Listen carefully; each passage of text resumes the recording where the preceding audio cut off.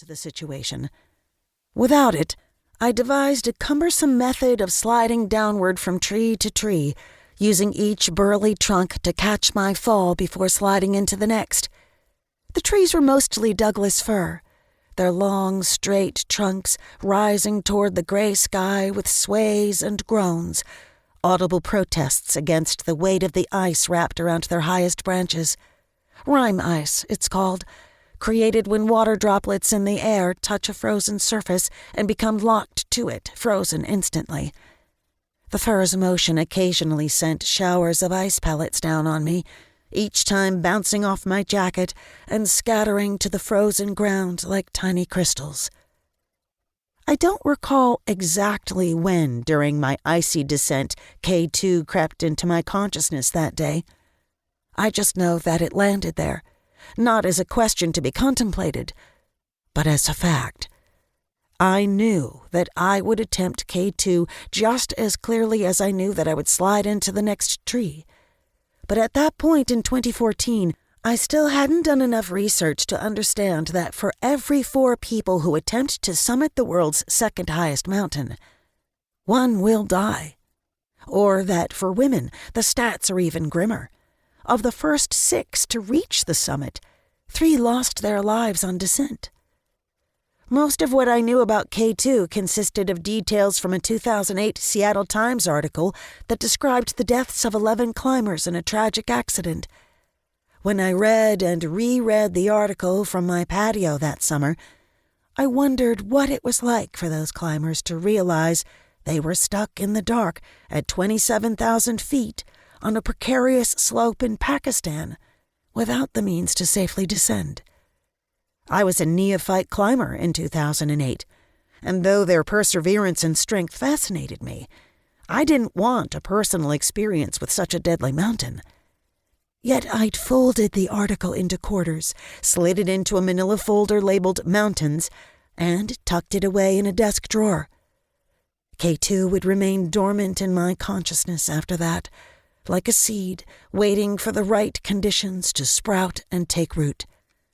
Something about that wintry descent in 2014 on a mountain I'd hiked for years cultivated that seed.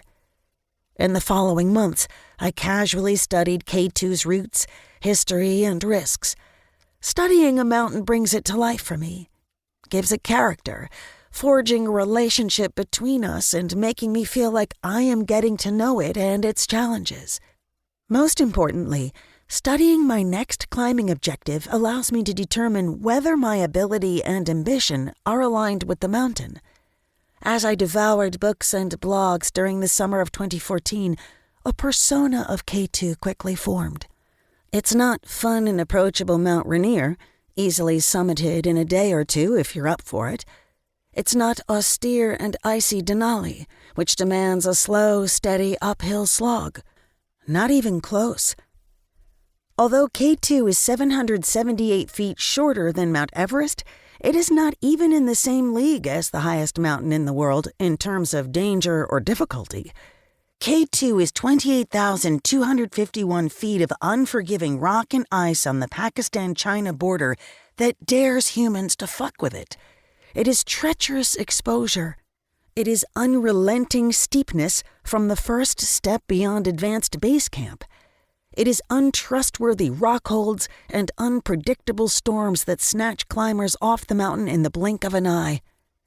Unlike on Everest, there is no tent at base camp acting as an emergency room. There are no commercial helicopters available to whisk injured climbers to safety.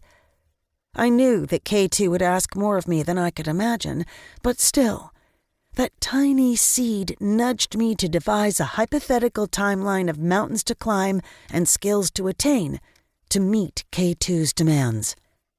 My timeline for climbing K2 was private. In my circle of mountaineering friends, we dreamed of and discussed the possibility of climbing Mount Everest and other Himalayan peaks, but our public ambition stopped there. I was also uneasy when it came to sharing mountaineering goals because I didn't want to risk the embarrassment of reeling it back in once it was out there. And I'd rather privately plan and surprise my fellow climbers with success than disappoint all of us with failure.